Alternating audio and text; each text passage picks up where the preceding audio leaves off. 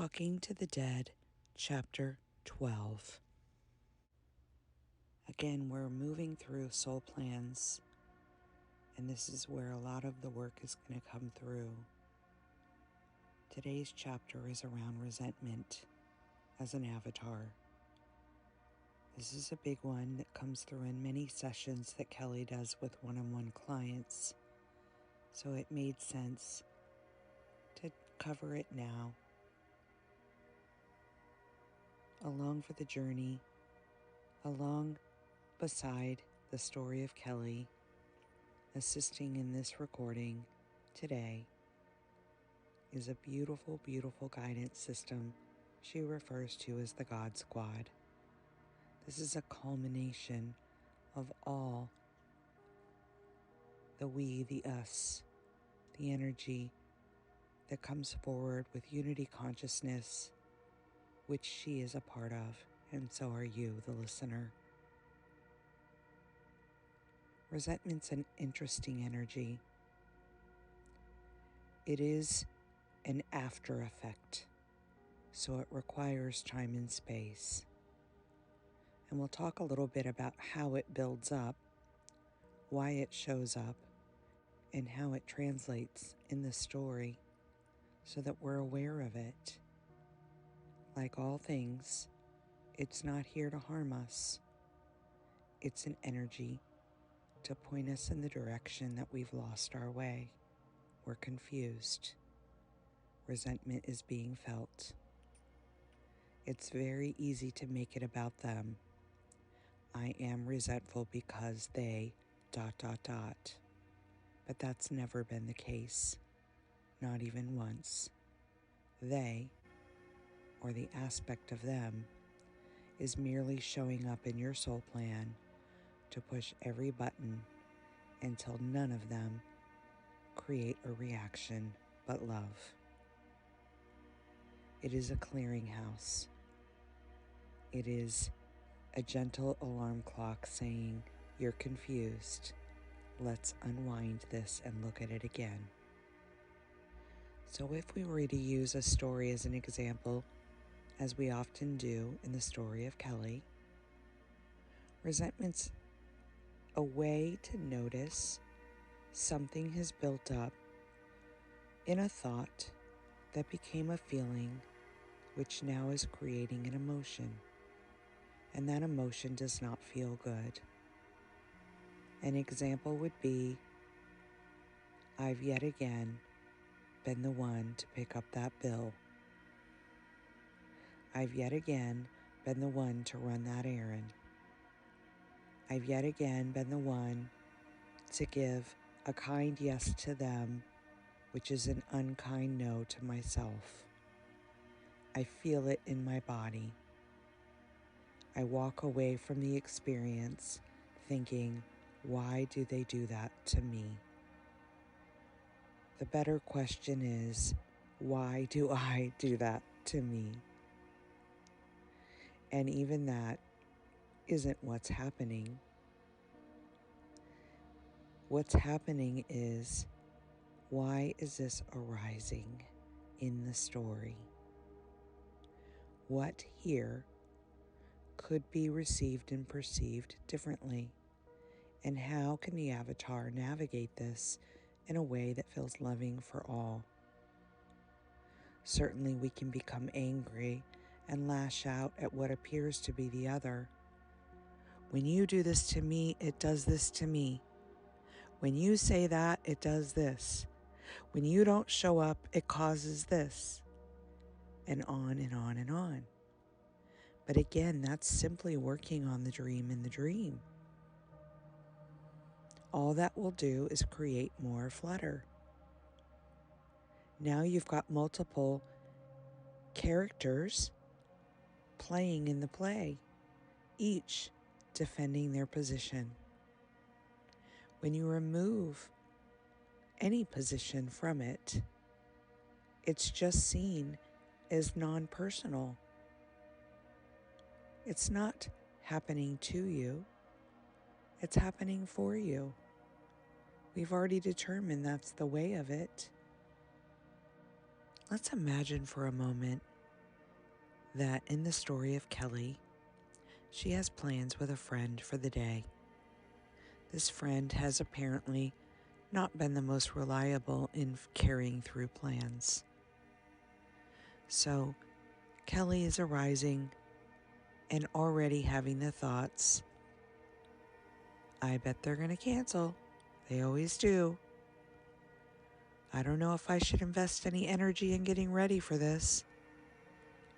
I don't know if I should make any effort to remind them that this is happening today. And on and on and on. Then the text or the call comes. I'm going to be there, but I'm going to be late. And that is received immediately with an energy. There it is. Here we go. Is the receipt. So up Kelly gets, making the cup of coffee, not even noticing the energies that are being invited in. Unconsciously, the energy is swirling already of resentment. Not to harm her, but to perhaps remind her to tune in and look at it. All things appearing perfectly has been missed. She makes her cup of coffee and takes her shower, and as she's putting her makeup on, she's hearing the thoughts thoughting about what else could go wrong. What else will happen? So now the endeavor is even more complicated energetically. As the makeup is being applied, the clothing is being chosen, the movement about is met with all kinds of conditions and expectations. It's not flowing. There's just distraction and no one doing it. As she finishes getting herself together, she warms the car up and thinks, I won't rush. They'll be late anyway, if they even make it. Certainly this is a chance for her to once again notice the variable options of breathing, not resisting, noticing these thoughts, noticing these energies and resistances in the body. Yet if there is not a willingness or earnestness to do so, it just continues to pile on itself. Again, not to harm anyone at all. It's an invitation to go within so that she doesn't go without. The without is the peacefulness that never left her. She left it. As the car is heating and warming, she runs in and grabs her last few items and realizes she's forgotten something, and now she's frustrated from running in and out multiple times. More energy, more stories, more suffering. When she finally settles herself in the car and begins to drive, what do you think is next? We all know. Every red light, every slow driver that could be out on the road, every driver that could be cutting her off, they're all showing up. Each aspect perfectly. Yet again, God's invitations to meet the moment with clarity are missed. She arrives to the destination, looks at her phone expecting yet another delay. No new messages, so in she goes. She looks for her favorite table, and of course it's taken. She scopes out her favorite waitress, who of course is off for the day. It just gets more and more funny, yet she is not tuned into the humor at all. She's tuned in to the dream. She's confused. She's lost her way. And God keeps offering moments where she can be alone with that. And yet, the mind chooses to keep minding, and that too is perfect.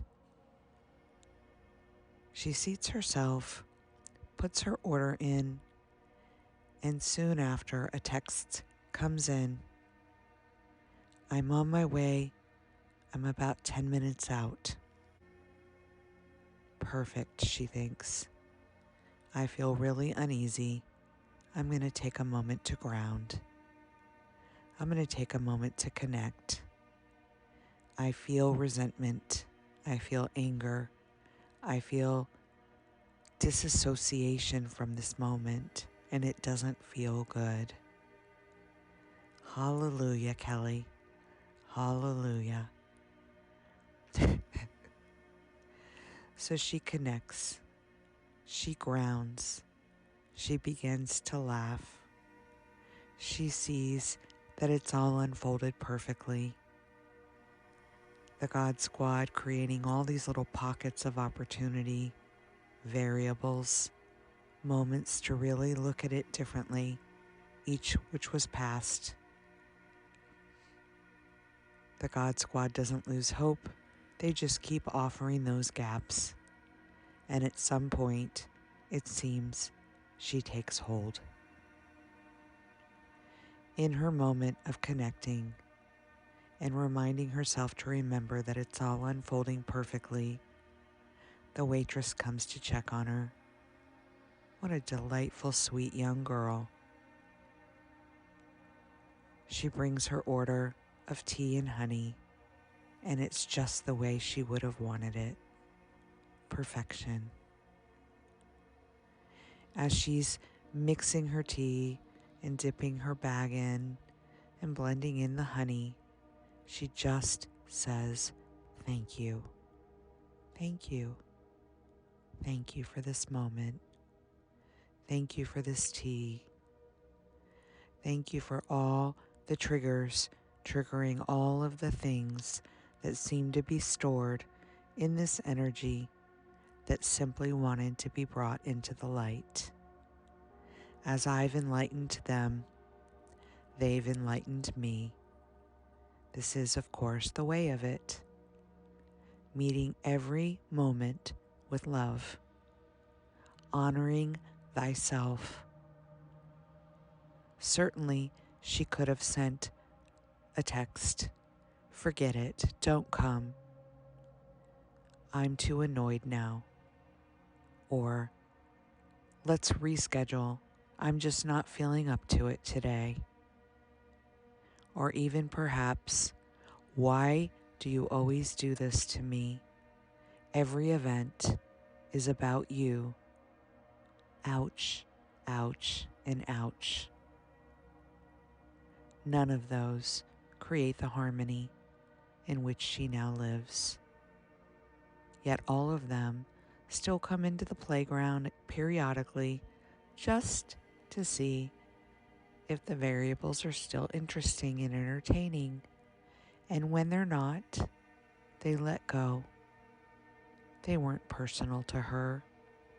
They're part of unity consciousness. It's why we all have the same thoughts. There are no new thoughts. They're all running in this program called life. Choose and use them. They become yours. Attach and cling. They are your suffering. Let them subtly pass through and move on, or invite them in for this lovely cup of tea and meet them with understanding, and they let go. And then the joy that was always here can be remembered again. That beautiful friend arrives and is met with a hug and a thank you. They don't need to know the experience that apparently was going on all morning. They share that they lost something precious that morning, and they apologize for being delayed. And Kelly smiles. No problem at all. I needed the time to heal my mind and meet myself there. And the rest of the visit is beautiful. It flows. The energy of it is just intimate and kind and gentle. It can't be any other way. for that is the energy that is showing up to enjoy it. Yet if that hadn't been cleared, how do you think this morning would have gone? The resentment would have been felt by the other. The passive-aggressive comments might have slipped out in an inner snarkiness to make sure they were jabbed to know that their delay upset us. Who wins in this? Where is the unconditional love in this? We've all done it. We've all been on the other end of it. How has it ever been received or perceived as anything but conditional love? There's no right or wrong in this. When we know better, we do better. Our soul plan lays this out. Time and space requires us to see it linearly, but of course, as we've already noted in previous chapters, even that is part of the dream. Don't reach for this to be your way. Just notice it is the way, and then it becomes more notably recognizable in the gap in the sidewalk. Resentment is not here to harm us. Like every energy, it's here to remind us to remember that we're lost, we're confused, we've missed a variable or an opportunity to breathe and not resist. As the angels told Kelly in her near-death experience, that is in fact our only role here, and it continues to profoundly deepen here in the story of Kelly. We share this today as a reminder to remember you too, the listener, have the opportunity to really notice what is being believed, what is being experienced, and what is being translated, and energetically what you are exposing yourself and others to. Resentment feels yucky on purpose, not to harm us, but to tune us in, to tap us on, to wake us up, to remind us to remember, you're in the dream again, darling. You're in the dream again. Come home. The beauty of being home is the flow is always here. It never, ever left. Grace comes in many forms. It begins and ends with how we offer it and afford it to ourselves. And then it translates into how we offer and afford it to the other avatars, the other aspects in the play. But it absolutely begins here with the one mind seeming to mind everything. The one person that seems to be all about the me.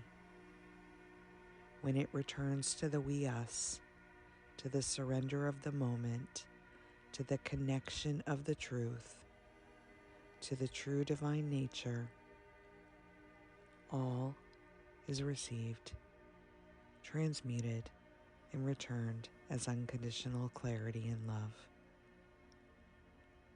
We hope, again, these messages are bringing you that clarity and love, for that is only the intention it is being offered from here.